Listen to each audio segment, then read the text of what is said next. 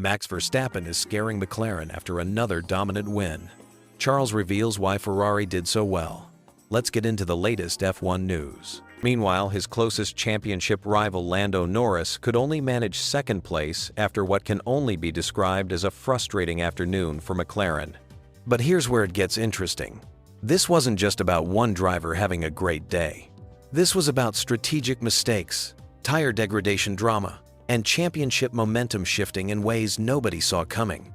Let me paint you the complete picture of how this race unfolded and why it might have just decided the 2025 World Championship. When those lights went out at the Circuit of the Americas, Verstappen executed what looked like a textbook start.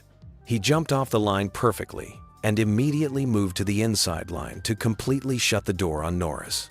That single move opened up a golden opportunity for Charles Leclerc and the Ferrari, who swooped into second place while Norris found himself shuffled back to third. Behind them, George Russell had a sluggish getaway that allowed Oscar Piastri to leap ahead, setting up what would become a fascinating battle throughout the field.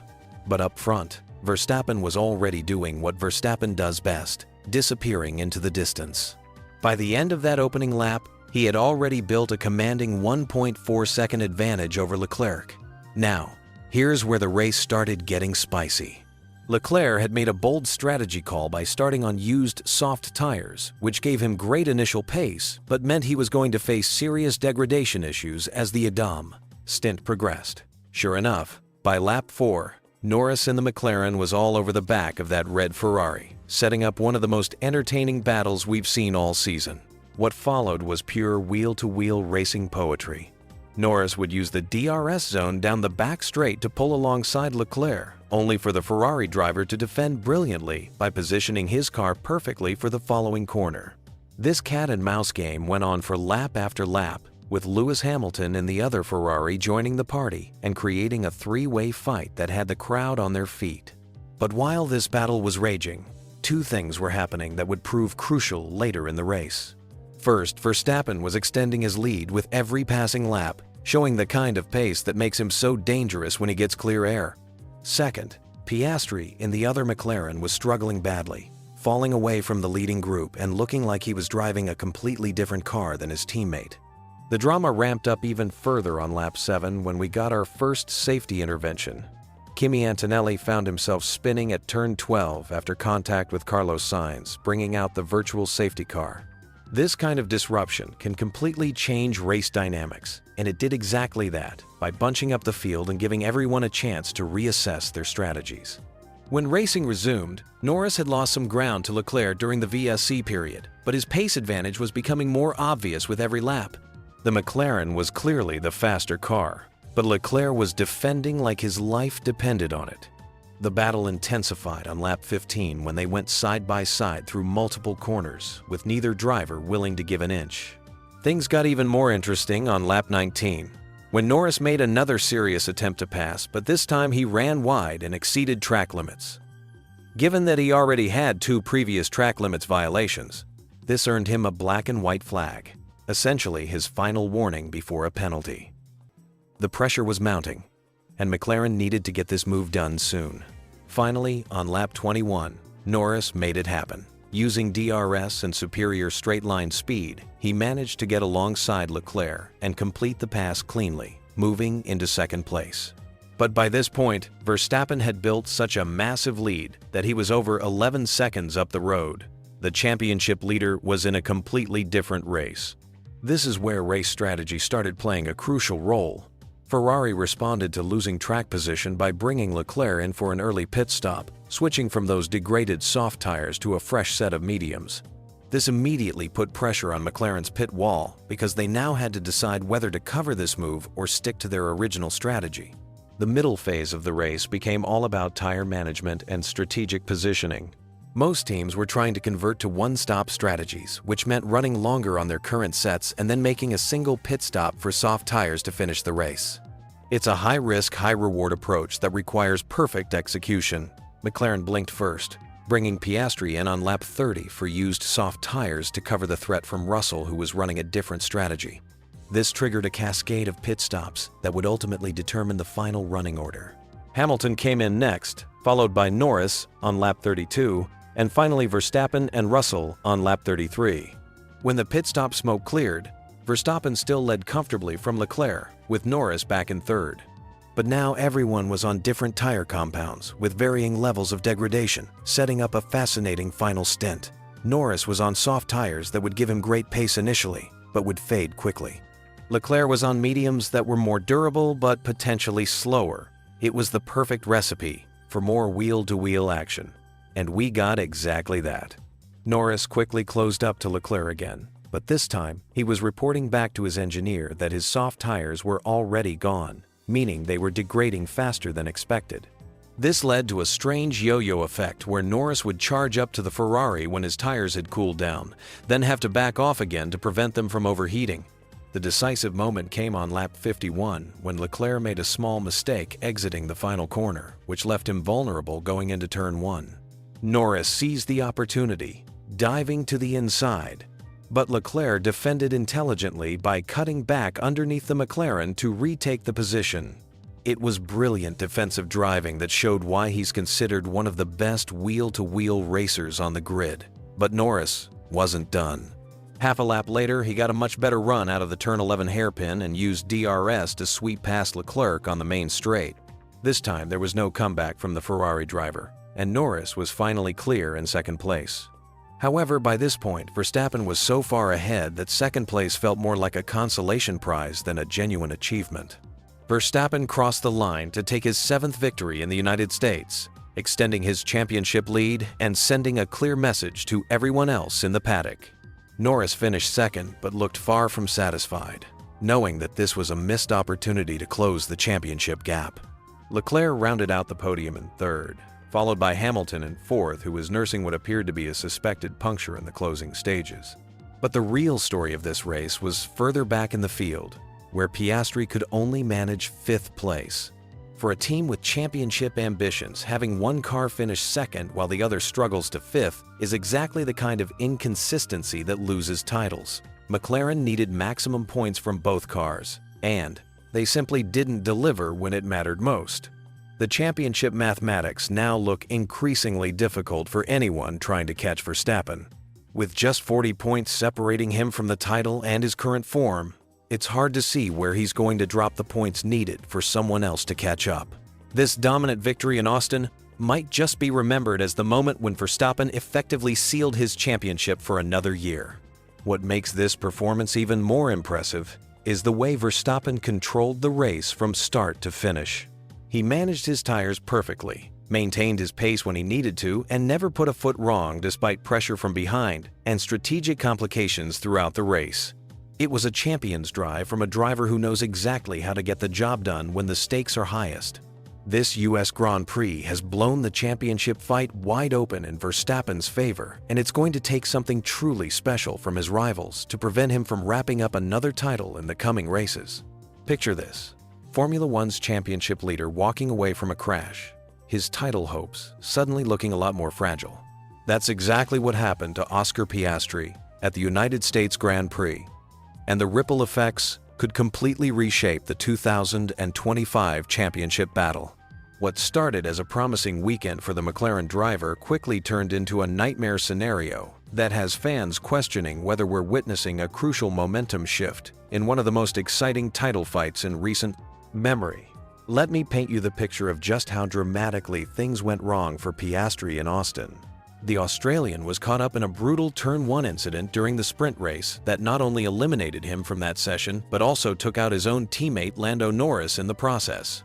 The collision with Nico Hülkenberg sent Piastri's car onto 2 wheels before he slammed into Norris, creating a McLaren disaster that their championship rivals could only dream of. While the 2 orange cars sat damaged in the gravel, Max Verstappen was busy doing what he does best: capitalizing on his competitor's misfortune. The Red Bull driver cruised to victory in the sprint, collecting precious points that ate into Piastri's championship buffer at the worst possible time. But here's where the story gets even more concerning for Piastri supporters. The crash wasn't just a one-off incident that could be written off as racing luck. According to the championship leader himself, there's something deeper going on with his McLaren that's been haunting him throughout the season. In his post-qualifying interview, Piastri revealed that a particular behavior from the McLaren car had reared its ugly head once again in Austin. This wasn't something new or related to the sprint crash repairs, EDM. It was an underlying characteristic that has troubled him multiple times this year. The fact that this issue chose to resurface at such a critical moment in the championship fight couldn't have been more poorly timed. The numbers tell their own story about just how much damage was done. Piastri qualified 6th for the Grand Prix, almost 3/10 slower than his teammate Norris, who secured a front-row start alongside pole-sitter Verstappen. This gap between the McLaren drivers is particularly significant when you consider they're usually much closer in performance. What makes this situation even more intriguing is Piastri's own assessment of his struggles. Rather than pointing to any major driving errors or overdriving the car, he described a weekend where things simply haven't clicked. He admitted to feeling uncomfortable with the car's behavior, suggesting that the issues run deeper than just setup problems or driver mistakes. This psychological aspect cannot be understated in championship battles. When a driver starts questioning their connection with the car, it can create a snowball effect that impacts confidence and performance across multiple race weekends. The fact that Piastri openly discussed not feeling comfortable is a rare admission from someone leading a world championship. The timing of these struggles becomes even more critical when you examine the championship dynamics. With Verstappen starting from pole position and Norris right beside him on the front row, Piastri faced the daunting task of fighting through traffic from 6th place, while his main rivals had clear track ahead of them. This scenario perfectly illustrates how quickly fortunes can change in Formula One. Just a few races ago, Piastri looked to be in a commanding position in the championship fight. Now, with his car displaying concerning behaviors and his confidence seemingly shaken, the Australian finds himself in damage limitation mode. The pressure on Piastri extends beyond just this single weekend. Championship battles are as much about mental strength as they are about raw speed, and any sign of weakness can be exploited by rivals who smell blood in the water. Verstappen, with his vast experience in high-pressure situations, knows exactly how to capitalize on moments when his competitors show vulnerability. McLaren's team dynamics also add another layer of complexity to this unfolding drama. With both drivers eliminated from the sprint due to their collision, questions inevitably arise about team coordination and risk management. When you're fighting for both championships, drivers and constructors, losing both cars in a single incident is a luxury you simply cannot afford. The technical aspects of Piastri's car troubles deserve closer examination too. In Formula One, even the smallest aerodynamic or mechanical quirks can translate into significant performance deficits over a race distance. If McLaren cannot quickly identify and resolve whatever behavior is troubling Piastri, it could continue to haunt him at crucial moments throughout the remaining races. Looking ahead, Piastri's response to this adversity will likely define his championship campaign. History shows us that great champions find ways to bounce back from setbacks stronger than before. However, it also teaches us that some drivers struggle to recover from psychological blows at the worst possible moments. The Austin weekend perfectly encapsulated the brutal nature of Formula One, where a single incident can dramatically alter championship trajectories. For Piastri, what started as another opportunity to extend his points lead became a stark reminder of how quickly things can unravel in this sport. As the championship battle intensifies with each passing race, Piastri's ability to overcome these car behavior issues and regain his earlier season form will determine whether he can maintain his title challenge or whether we're witnessing the beginning of a momentum shift that could crown a different champion altogether. What happens when a reigning four-time world champion refuses to go down without a fight? Right now, we're witnessing one of the most dramatic championship comebacks in Formula One history, and McLaren's own team boss just delivered the most honest assessment you'll hear all season. Picture this. Just a few months ago, Max Verstappen seemed completely out of contention. Oscar Piastri held a commanding 104-point lead. McLaren had already secured the Constructors' Championship, and everyone was preparing for the coronation of a new champion. But here's the thing about champions. They don't stay down. In just 3 race weekends, Verstappen has absolutely demolished that lead, cutting it from 104 points to just 55. That's 49 points gained in the blink of an eye. And now, heading into the final races of the season, He's sitting pretty in pole position while both McLaren drivers find themselves chasing from behind. So, what's McLaren's reaction to watching their comfortable championship lead evaporate? Team principal Andrea Stella delivered perhaps the most brutally honest assessment of the situation, and his words should send chills down every McLaren fan's spine. When asked about Verstappen's resurgence, Stella didn't sugarcoat anything. He simply said, "Max is Max. Red Bull is Red Bull." Think about that for a moment. This isn't some rookie who got lucky for half a season. This is a driver who has dominated Formula One for 4 consecutive years, and Stella admits they never once believed he was truly out of the fight. But here's where it gets really interesting. Despite this incredible momentum shift, Verstappen himself isn't getting carried away. After his recent wins in Italy and Azerbaijan, plus his sprint victory and pole position in Austin, you'd expect him to be confidence personified. Instead, he's remarkably measured about his chances. The Dutch driver acknowledged that while winning is obviously good, he still doesn't believe Red Bull has the outright pace to challenge McLaren consistently. This might sound like false modesty, but it reveals something crucial about Verstappen's mindset. He's not relying on having the fastest car, he's maximizing every opportunity through pure skill and racecraft. Red Bull's Motorsport advisor Helmut Marko put the challenge in stark mathematical terms. They calculated they needed to gain 15 points in Austin alone to keep the championship dream alive. The fact that they're even talking about specific point targets shows just how precisely they're planning this comeback. But perhaps the most telling endorsement comes from an unexpected source. Fernando Alonso, a 2-time world champion who knows something about title fights, believes Verstappen can pull off what many consider impossible. His reasoning is particularly compelling. Alonso points to the 2021 season when Verstappen won the championship despite having what many consider the inferior car against Mercedes. This historical perspective adds crucial context to the current situation. Alonso argues that when you have one of the greatest drivers in Formula One history, car performance becomes less decisive. It's about extracting maximum performance when it matters most, and that's exactly what we're seeing from Verstappen right now. The psychological warfare is already beginning. Stella admits he's impressed by how well Lando Norris and Oscar Piastri are handling the pressure, focusing on their own performance rather than getting distracted by Verstappen's charge. But you have to wonder, can they maintain that composure as the points gap continues to shrink? What makes this championship fight so compelling is the contrast in approaches. McLaren has the faster car on paper, but they're dealing with the pressure of defending a lead that's disappearing race by race. Verstappen, meanwhile, is in the perfect position, close enough to strike but far enough behind that expectations remain manageable. The tire management aspect adds another layer of complexity.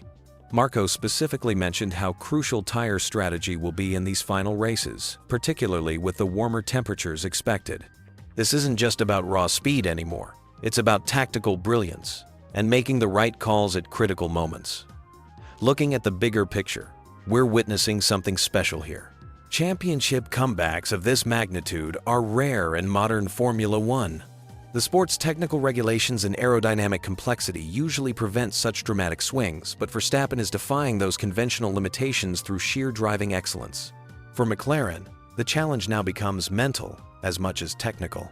They have the tools to win this championship, but they're facing a driver who has proven time and again that he performs best when the stakes are highest. The pressure is shifting, and that psychological element could prove decisive in these final races. As we head into the championship's conclusion, one thing is absolutely certain. We're in for something extraordinary. Whether Verstappen completes one of the greatest comebacks in Formula One history or McLaren holds their nerve to claim their first driver's title since Lewis Hamilton in 2008, these final races will be remembered for decades. The stage is set, the players are ready, and Formula One fans everywhere should buckle up for what promises to be an absolutely epic finish to this incredible season. What if I told you that one of Formula One's most respected insiders just dropped a massive bombshell about McLaren's secret punishment for Lando Norris? And it's all going to play out at one of the most glamorous races on the calendar.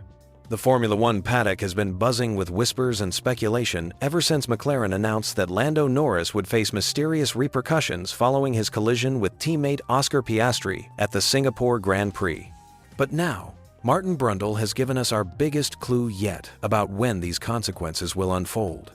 For weeks, McLaren has kept everyone guessing about what exactly these repercussions entail. All we knew was that Norris himself confirmed he'd be dealing with them until the end of the season. The secrecy has been driving fans and media absolutely wild with curiosity.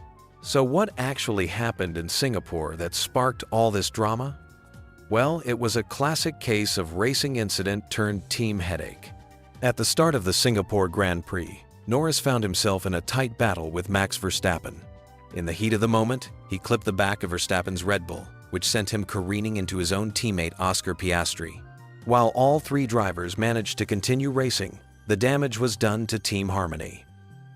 Piastri wasn't just upset about the contact itself. He was equally frustrated with McLaren's decision not to swap the drivers back to their original positions after the incident. Imagine being punted by your own teammate and then not getting any compensation for it. That's exactly the kind of situation that can poison a team atmosphere if not handled properly. McLaren Racing CEO Zak Brown tried to downplay the severity of the situation, describing it as a minor incident that would result in minor consequences.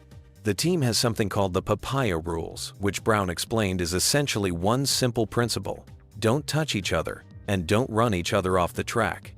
It has tinge of, sounds straightforward enough. But as we've seen, emotions and adrenaline can make even simple rules complicated to follow. Now here's where things get really interesting. Martin Brundle, the former Formula One driver turned Sky Sports commentator, has revealed that he knows exactly what these repercussions are. As someone with deep connections throughout the paddock, Brundle's insights carry serious weight. But he's keeping the specific details under wraps, maintaining professional discretion while still giving us tantalizing hints. The most significant hint, he's dropped points directly to Las Vegas. When discussing the timeline of these consequences, Brundle specifically mentioned Vegas as a potential venue where we might see them play out. This isn't just random speculation from someone on the outside looking in. This is an informed prediction from someone who literally makes it his business to know what's happening behind the scenes in Formula One. Think about the timing here. Las Vegas represents the 22nd round of the 24 race season. We're talking about one of the most high-profile events on the calendar, under the bright lights of Sin City, with maximum media attention.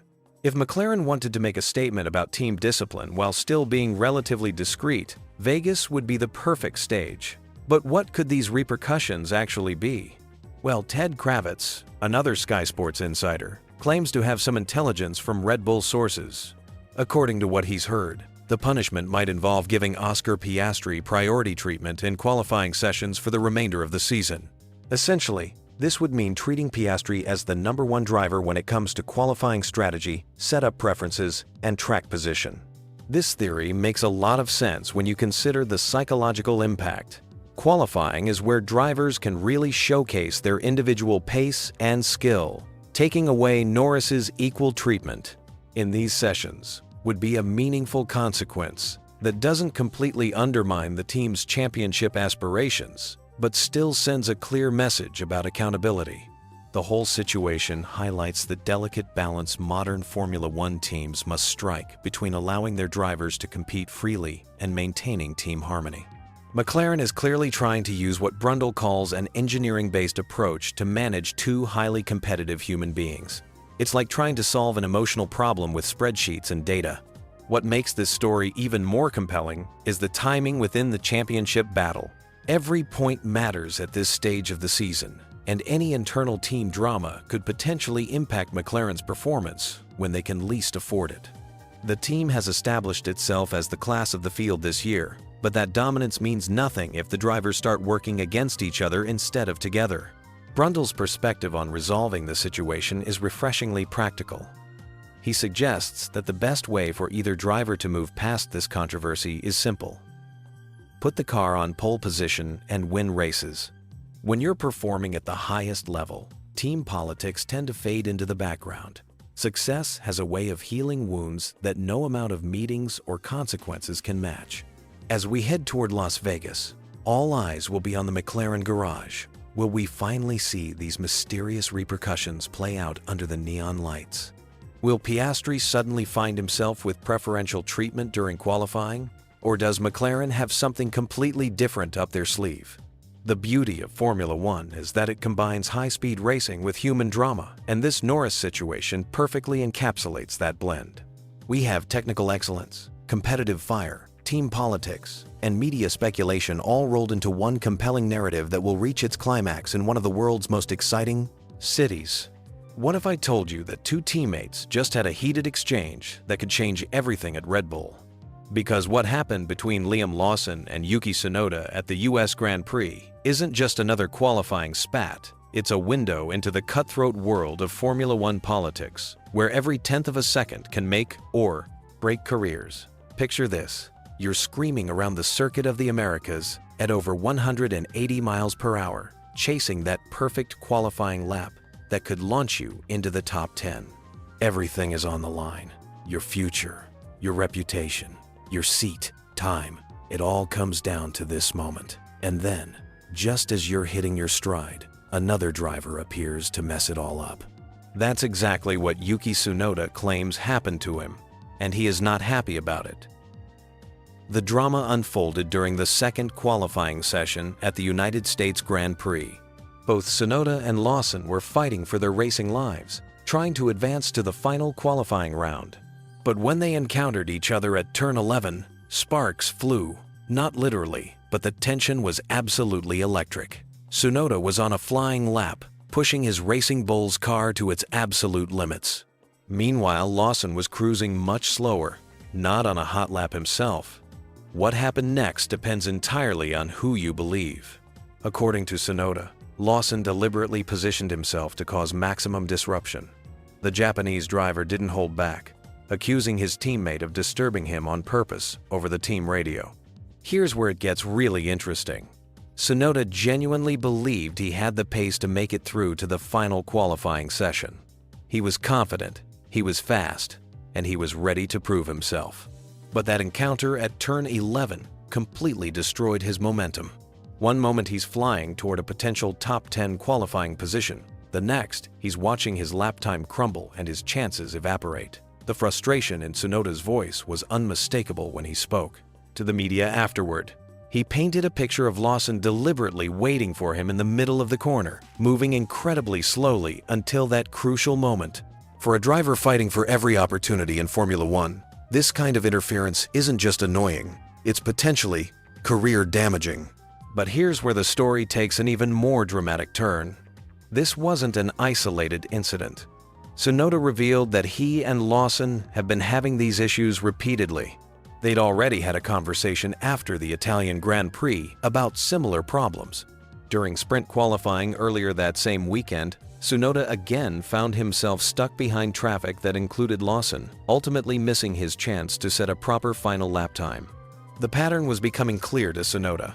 Every time he tried to extract maximum performance from his car, Lawson seemed to be there, creating obstacles. From Tsunoda's perspective, this wasn't coincidence. It was systematic interference from a teammate who should have been working with him, not against him. Lawson's response was absolutely fascinating and reveals so much about the psychological warfare that happens in Formula One. Rather than getting defensive or apologetic, he went completely the other direction. He claimed complete ignorance about the entire situation, saying he had no idea what Tsunoda was complaining about and couldn't even remember being in front of him during qualifying. This response is either incredibly convincing innocence or masterful psychological manipulation. Lawson essentially dismissed Tsunoda's concerns as the rantings of an angry driver who couldn't handle the pressure. He acknowledged that Tsunoda was obviously upset, but made it clear that the complaints didn't bother him in the slightest. The timing of all this drama makes it even more significant. Both drivers are fighting for their Formula One futures. Lawson is the newcomer trying to establish himself, while Tsunoda has been working to prove he deserves to stay in the sport's most competitive series. Every qualifying session, every race, every interaction between them is being watched by team bosses who will ultimately decide their fates. What makes this situation particularly cruel is that both drivers actually had the speed to perform well that weekend. Lawson had shown impressive pace during the sprint race, finishing in 9th place and demonstrating that the Racing Bulls car was genuinely competitive. For both drivers to have legitimate chances at strong qualifying results, only to see those opportunities slip away due to inter-team conflicts, adds another layer of tragedy to the story. Lawson's own qualifying disappointment came from an entirely different source, a sudden gust of wind at turn 1 that unsettled his car just as he was beginning his crucial final lap. After showing such promise throughout the weekend, to have his qualifying ruined by something completely beyond his control was genuinely heartbreaking. The frustration in his voice was evident as he described having a very quick car, but being unable to extract its full potential when it mattered most.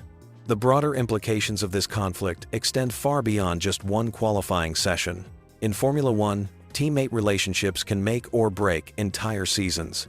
When drivers can't trust each other to provide fair competition, it creates an atmosphere of suspicion and hostility that affects everyone's performance. Tsunoda has made it clear that he intends to address this situation again with Lawson. The fact that they've already had conversations about similar issues suggests this is becoming a serious problem that team management may need to address directly. What we're witnessing here is the raw, unfiltered reality of Formula One competition. These aren't just professional disagreements.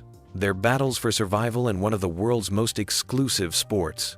Every decision, every move, every moment on track could determine whether these drivers continue their Formula One careers or find themselves looking for opportunities elsewhere. The question now is whether these teammates can find a way to coexist productively, or if this tension will continue to undermine both of their chances at success in the sport they've dedicated their lives to pursuing.